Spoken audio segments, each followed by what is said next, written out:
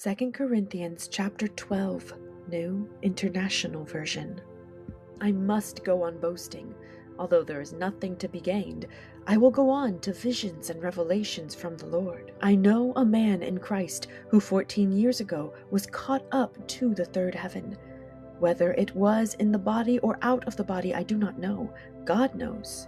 And I know that this man, whether in the body or apart from the body, I do not know, but God knows, was caught up to paradise and heard inexpressible things, things that no one is permitted to tell.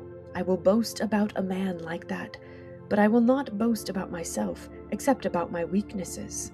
Even if I should choose to boast, I would not be a fool, because I would be speaking the truth.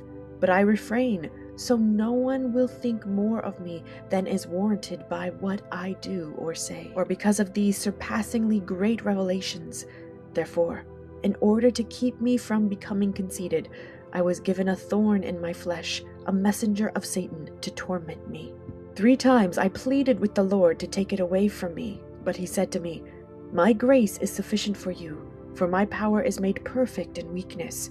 Therefore I will boast all the more gladly about my weaknesses, so that Christ's power may rest on me. That is why, for Christ's sake, I delight in weaknesses, in insults, in hardships, in persecutions, in difficulties.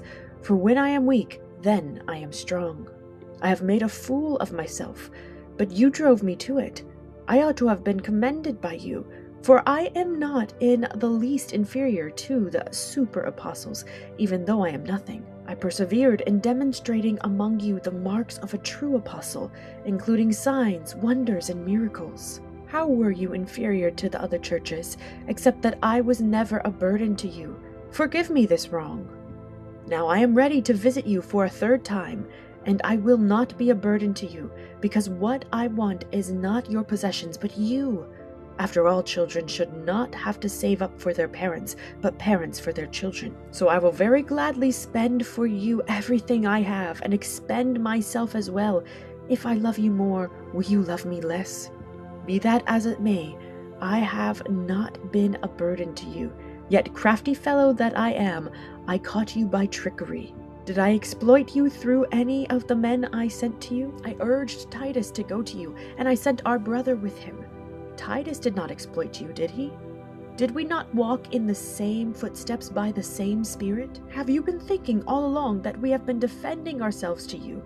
We have been speaking in the sight of God as those in Christ, and everything we do, dear friends, is for your strengthening. For I am afraid that when I come, I may not find you as I want you to be, and you may not find me as you want me to be.